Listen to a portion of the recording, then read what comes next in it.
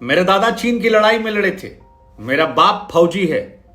जाओ जाकर कह दो हम चारा चोर का बेटा नहीं है, हम फौजी का बेटा है। जेल में लोग गांजा फूंकता रहता है, मुंह पे धुआं मारता है, एक दिन बंदूक भी आ जाएगा। ये सब नहीं चलेगा, मैं झुकूंगा नहीं। ये जो तमाम शब्द हमने आपको बताए, दरअसल ये वो शब्द हैं जो 6 महीने बाद सुनाई पड़े हैं मनीष कश्यप को लेकर। याद है मनीष कश्यप? बिहार, तमिलनाडु, पुलिस केस, आना जाना। जी हां, वही मनीष कश्यप जो फिलहाल पटना की बेऊर जेल में बंद है। बीते काफी समय से उनको लेकर कोई खबरें सामने नहीं आ रही थी। मनीष कश्यप पर तमिलनाडु और बिहार दोनों जगह पर अनगिनत मामले हैं, यहां तक कि उन पर एनएसए का भी मामला दर्ज है। लेकिन मनीष कश्यप को पटना स्थित सिविल कोर्ट में जब पेश किया गया तो तमाम मीडिया वालों से बातचीत करते हुए नजर आए और लगभग 6 महीने के बाद यह माना जा रहा है कि उनका कोई बयान जो है वो निकलकर सामने आया। इस बयान में लोग ये देखना चाह रहे थे कि वो डरे हैं, सहमे हैं, क्या रिएक्शन निकल कर आता है। और रिएक्शन निकला तो फिर एक बार फिर अपने अंदाज में तेजस्वी यादव को निशाना साधा और उन पर इशारों में हमला करते हुए कहा कि हम चारा चोर के बेटा नहीं, हम डरने वाले नहीं हैं। जेल की अव्यवस्थाओं को लेकर भी कहा कि जानबूझकर उन्हें नशेड़ियों के बीच में रखा गया। चारों तरफ दिन भर गांजा तंबाकू फूंकते हैं और उसके बाद धुआं जो है उनके मुंह के पास आकर उनपे मुंह पर। मनीष कहते हैं कि ऐसा उन्हें जानबूझ के किया गया उनके साथ, क्योंकि वो नशा नहीं करते और धुएं से अब उनका माथा दर्द होने लगा है दिन रात गंजेड़ी नशेड़ी के बीच में। वो कहते हैं कि सोच लीजिए कि अगर ये सारा सामान पहुंच रहा है अंदर तो हो सकता है चाकू और बंदूक भी आ जाए, हो सकता है हमको मार भी दिया जाए, लेकिन हम डरने वाले नहीं हैं, हम झुकने वाले नहीं हैं, हम बताएंगे सरकार क्या चलती है। और ये भी कह दिया कि एक दिन हमारी सरकार भी आएगी। अब जाएंगे मनीष की कहानी में, उसमें आपको बताएंगे कि मनीष कश्यप कौन है और कैसे उनका पॉलिटिकल एम्बिशंस शुरू में रहा है, जिसमें उन्होंने दावा किया था कि 2030 तक वो देश के प्रधानमंत्री बन जाएंगे। लेकिन मनीष ने यहां पर जो बड़ी बात कही वो यही कि उनके दादाजी ने चीन युद्ध में लड़ाई लड़ी थी। वो कहते हैं कि उनके पिताजी भी फौजी हैं, पाकिस्तान से उन्होंने युद्ध लड़ा है। वो कहते हैं कि मैं उसी परिवार से आता हूं, हम किसी ऐसी फैमिली से नहीं आते जहां पर चोरी चकारी की गई हो और मुझे पता है कि मेरे खिलाफ केस हो सकता है। 6 महीने से मैं चुप था, कोर्ट से आता था, चुपचाप वापस लौट आता था, लेकिन अब धीरे धीरे पानी जो है वो सिर के ऊपर बोल रहा है और इसलिए मुझे लगा कि बोलना चाहिए, जरूरी है बोलना।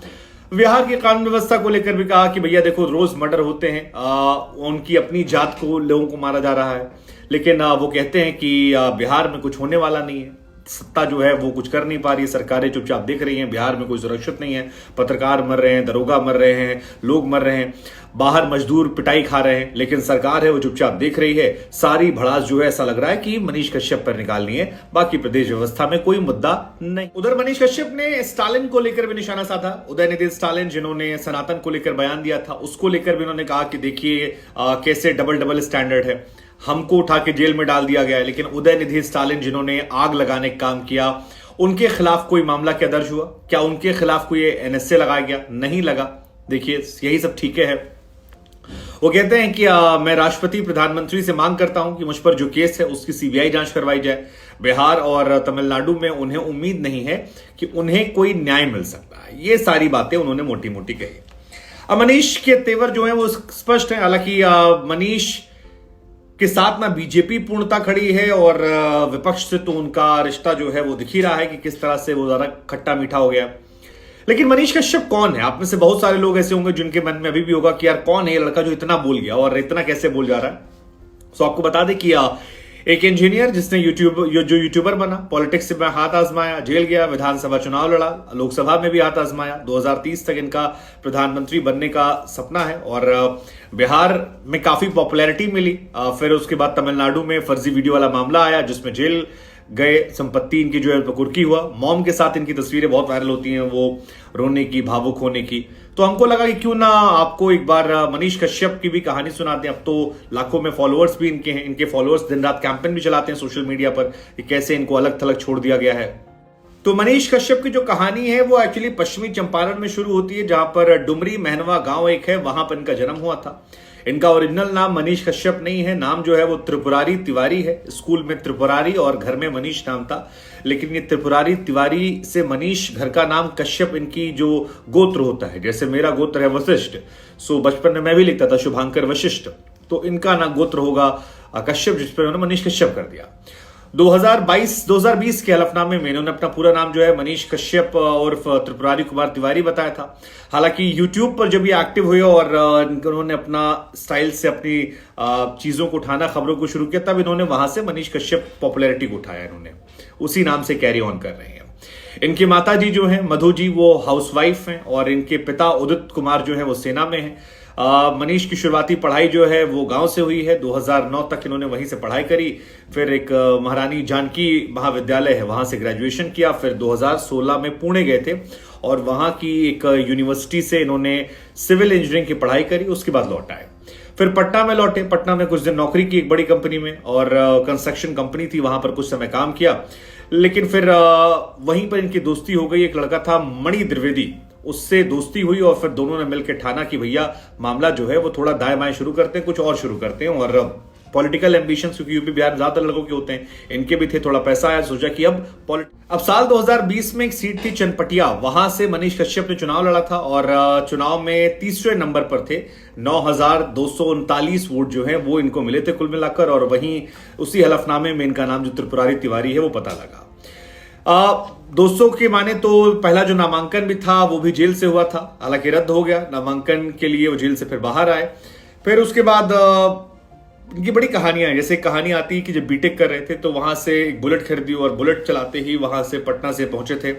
और वहीं से उसी टाइम इनको सोशल मीडिया पर सड़क किनारे कुछ दिखाने का चस्का चढ़ा कि यार देखो यहाँ पर ये सड़क खराब है, यहाँ पर ये खराब है। और क्योंकि तीखा अंदाज था तो उस अंदाज को लोगों ने पसंद करना शुरू कर दिया। और गांव देहात में जाके सोशल मीडिया का एक्चुअली उदय भी इसी दौर में हो रहा था कि बहुत तेज राइज हो रहा था। सो वो लाइव रिपोर्टिंग जो थी वो काफी ज्यादा वायरल होने लगी। और लाइव रिपोर्टिंग, मन में विधायक सपना, सोशल मीडिया पर तेजी से बात उठाना, ये तमाम चीजें जो हैं ये इनकी वायरल होने लगी। हालांकि वायरल होने में तीखापन कई बार नुकसान भी करता है, इनके साथ भी हुआ। बैटरी बनाने वाली एक बड़ी कंपनी के यहां पर जाकर गाली गलौज वाला वीडियो जो है काफी वायरल हुआ था। उस कंपनी ने इन पर केस ठोक दिया था। लेकिन उसके बाद से फिर इनका मामला बढ़ता रहा। 2018 में इन्होंने यूट्यूब चैनल चलाया था सच तक, और मनीष और इन्होंने ही इसकी शुरुआत की थी। और उसके बाद धीरे धीरे इनकी कंपनी जो है वो बढ़ने लगी।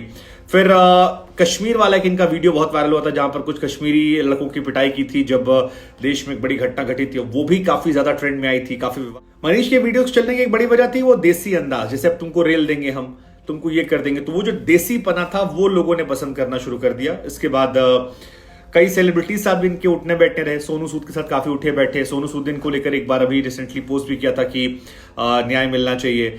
धीरेन्द्र शास्त्री, बाबा बागेश्वर वाले जो उनके साथ इनका उठना बैठना रहा। कुछ तस्वीरें वीडियोस निकलकर सामने आई। और वो रहे खान सर पटना वाले जो हैं उनके साथ वीडियो बनाए, जिसके बाद इनके फॉलोअर काफी तेजी से बढ़े।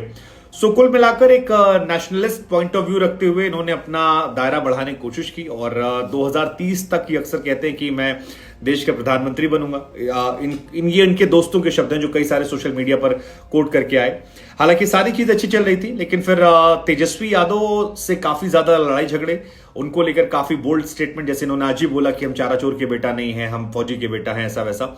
सो ये सारे वीडियोस के बीच में एक वीडियो इनका आता है तमिलनाडु में मजदूरों की पिटाई को लेकर जो मामला था कथित वाला।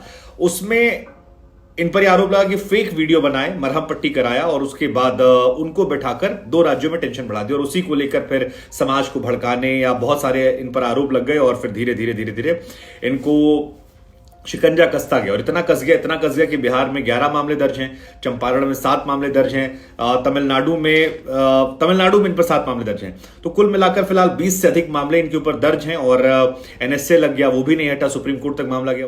अब फिलहाल मनीष के समर्थक जो हैं वही उनके साथ हैं। सोशल मीडिया प्लेटफॉर्म ट्विटर पर अक्सर जब कोई खबर आती है तो इनको लेकर लोग पोस्ट करना शुरू कर देते हैं।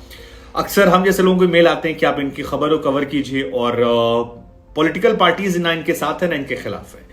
अब मनीष का भविष्य यहां से क्या हो सकता है? 2 भविष्य मुझे जो दिखाई पड़ते हैं। एक, जेल में जाने के बाद इनकी समर्थकों पॉपुलैरिटी बढ़ जाए, बाहर निकले, किसी पॉलिटिकल पार्टी से कनेक्शन होने के बाद अपना राजनीतिक सफर शुरू कर सकते हैं अगर बीजेपी किसी ने मौका दे दिया। या तेजस्वी के गवर्नमेंट यहां लगातार बनी रही तो फिर शायद फंसे रह सकते हैं, पता नहीं। जो भी है, हमें लगता है कि आपसे हम पूछते हैं कि आप लोगों को क्या लगता है कि मनीष कश्यप का भविष्य यहां से क्या नजर आता है? काफी समय से वो एक्टिव हैं, तेजस्वी के खिलाफ काफी मुखर होकर बोलते हैं और